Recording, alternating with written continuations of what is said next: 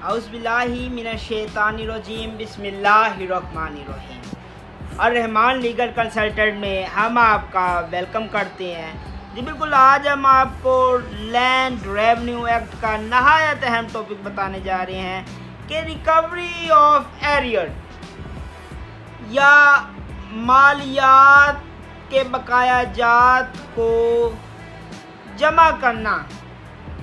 बिल्कुल, आज मैं ये बताने जा रहा हूँ what is the procedure regarding the recovery of arrear of land revenue. बिल्कुल, लैंड रेवेन्यू का जो बकाया मालिया है उसको इकट्ठा करने के हवाले से क्या प्रोसीजर होता है। बिल्कुल, सबसे पहले जो प्रोसीजर मेरे नज़दीक है वो है कि सबसे पहले लैंड रेवेन्यू ऑफिसर जो से हैं वो नोटिस ऑफ डिमांड जो सा है वो भेजते हैं। नोटिस ऑफ डिमांड में ये होता है कि जनाब, आपने इतने पैसे देने हैं, आपकी तरफ फ़लाँ स्टेट की बाबत इतना बकाया है, तो काइंडली आप अपने बकाया जात जो से हैं वाजिबुल अदा वो अदा कर दें। उसके बाद अगर वो अदा कर देता है तो ठीक है, अगर वो अदा नहीं करता फिर होती है arresting and detention. Arresting and detention भी प्रोसीजरल वे के तहत होती है। प्रोसीजरल वे क्या होता है कि पहले नोटिस ऑफ डिमांड भेजा, उसके बाद फर्दर नोटिस भेजा जाए। मतलब नोटिस ऑफ डिमांड भेजा, 15 दिन देखा जाए कि हाँ जी कोई रिस्पॉन्स आया है, नहीं आया, फिर फर्दर नोटिस भेज दिया जाए। फर्दर नोटिस भेजा जाएगा तो फिर मतलब मुकम्मल 30 दिन इंतज़ार किया जाए, देखा जाए कोई रिस्पॉन्स आया, कोई मालियात जो से हैं बकाया जात जो से हैं उन्हें जमा करवाया गया है। अगर जमा करवाया गया तो बात है ठीक। अगर नहीं जमा करवाया जाता मालिया जो सा है बकाया जात का, तो फिर अगला प्रोसीजर जो सा है वो है वारंट जी। बिल्कुल, उस शख्स के ख़िलाफ़ वारंट इशू हो जाएगा और उस शख्स की अरेस्टिंग हो जाएगी और उसे डिटेन किया जाएगा। अब एक और चीज़ मैं यहाँ कर दूँ इधर अरेस्टिंग और डिटेंशन के हवाले से। Non execution of arresting and detention. Non execution of arresting and detention से क्या मुराद है जी। बिल्कुल, बाज़ दफ़ा इस तरह के मामलात होते हैं जिसमें अरेस्टिंग और डिटेंशन नहीं की जा सकती। अब वो कौन से मामलात हैं? हाँ, अगर कोई अरेस्टिंग और डिटेंशन बच्चे के हवाले से है तो उस बच्चे को अरेस्ट और डिटेन नहीं किया जाएगा। अगर कोई शख्स या कोई नादहिंदा ज़हनी तौर पर मफलूज है तो बिल्कुल उसे अरेस्ट और डिटेन नहीं किया जाएगा। अब अगली चीज़ है नॉन एग्जीक्यूशन ऑफ वारंट के वारंट जो से हैं उसकी एग्जीक्यूशन कौन से मामलात में नहीं होगी जी। बिल्कुल, अगर कोई बंदा डिफ़ाल्टर है लेकिन वो बंदा जो बकाया जात है उसे नोटिस मिलता है वो जमा करवा देता है, तो उस बंदे को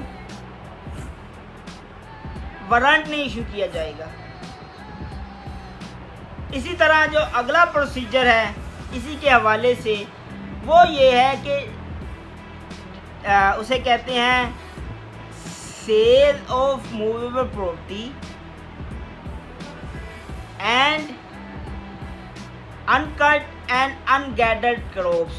बिल्कुल, sale of movable property and uncut and ungathered crop से मुराद ये है कि अगर कोई बंदा जिसे वारंट इशू किया गया है वो उसकी टेंशन नहीं लेता, उसे फर्दर वारंट इशू किया गया है, मतलब पहले नोटिस भेजा गया, 15 दिन गुजर गए, फर्दर भेजा गया नोटिस, फिर मामला जो से हैं वक्त गुजर गया, फिर उसका मतलब वारंट इशू हो गया, फिर गिरफ्तारी के मामला भी नहीं हो सके, तो ऐसी सूरत में जो उसकी मूवेबल प्रॉपर्टी होगी उसे सेल आउट किया जाएगा और उसके जोन से जो क्रॉप्स जो सी हैं इकट्ठी ना की गई हों या जो सी फसलें हैं वो ना काटी गई हों तो उनको बै कर दिया जाएगा या उनको सेल आउट कर दिया जाएगा जी। बिल्कुल, सेल आउट करने के बाद जो उनसे हैं वो मामलात तय किए जाएंगे जी। बिल्कुल, इसके बाद जो अगला हमारे पास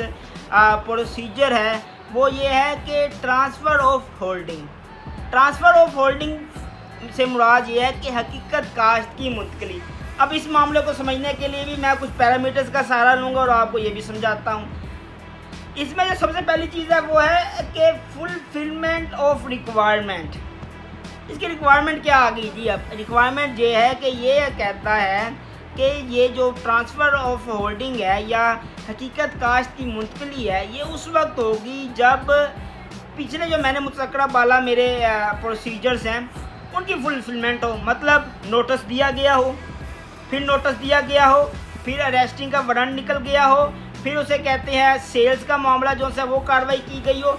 अगर तो ये मुतज़क्करा बाला कार्रवाइयाँ की गई हैं तो फिर तो उसे कहते हैं ये जो सी है ट्रांसफ़र ऑफ होल्डिंग आप कर सकती हैं। अच्छा जी, ठीक हो गया। आगे फुलफिलमेंट और रिक्वायरमेंट हो गई है। अब होल्डिंग की ट्रांसफरिंग के लिहाज से क्या कहते हैं? क्योंकि होल्डिंग की ट्रांसफरिंग के लिहाज से ये कहते हैं कि transfer of holding to any person, किसी भी शख्स को ये जो सी हकीकत काश्त है ये मुंतकिल की जा सकती है। कौन करेगा? कलेक्टर करेगा। अच्छा, कलेक्टर ने किसी भी शख्स को ट्रांसफ़र कर दिया। अब अगली चीज़, condition, there will be condition for payment of arrear, के बकाया जात के जोन से हैं उनको अदा करने की शर्त होगी।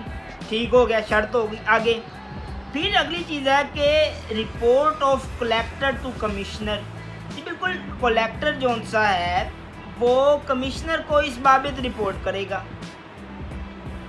कमिश्नर साहब जोन से हैं वो इस बाबत रिपोर्ट देखेंगे और उनके पास इख्तियारात हैं। वो इस फैसले को, कलेक्टर के फैसले को गलत भी करार दे सकते हैं, तब्दील भी कर सकते हैं, मंजूर भी कर सकते हैं, नामंजूर भी कर सकते हैं। जी बिल्कुल। इसके बाद जो अगला प्रोसीजर है वो ये है कि पोजीशन ऑफ ट्रांसफरी, कि मतलब मुंतकिल लेह की क्या पोजीशन होगी? मुंतकिल लेह की पोजीशन वही होगी जो कि पहले डिफाल्टर की पोजीशन थी, ना देंदा की पोजीशन थी, वही पोजीशन मुंतकिल लेह की होगी।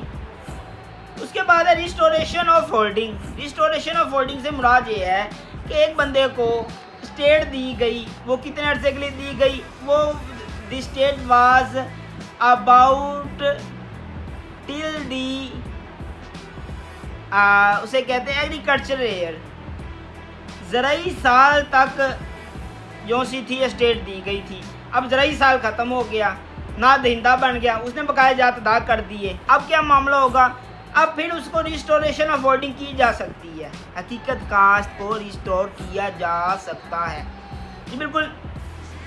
उसके बाद जो अगली चीज़ है वो ये है कि एक तो हो गया ट्रांसफ़र ऑफ होल्डिंग, उसके बाद अगली चीज़ है attachment of holding. Attachment of holding में से क्या मुराद है?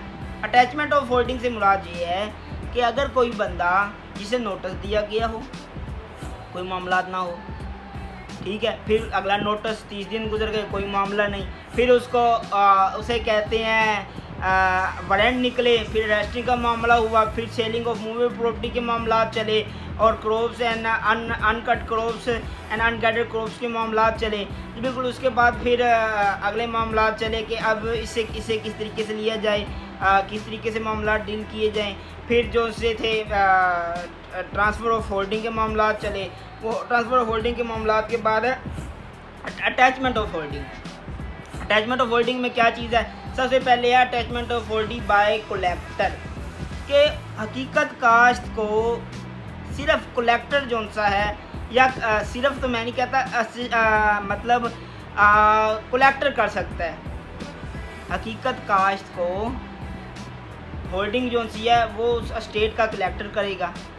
उसके बाद अगली चीज़ जो सी है वो ये है कि duration of attachment. Duration of attachment से मुराद ये है कि हकीकत काश्त की होल्डिंग की जो सी ड्यूरेशन है, दुरानिया है, वो कितना होगा? जी बिल्कुल, दुरानिया 5 साल से ज़्यादा नहीं हो सकता, 5 साल तक दुरानिया होगा। जी बिल्कुल। उसके बाद है रिलीज़ ऑफ लैंड।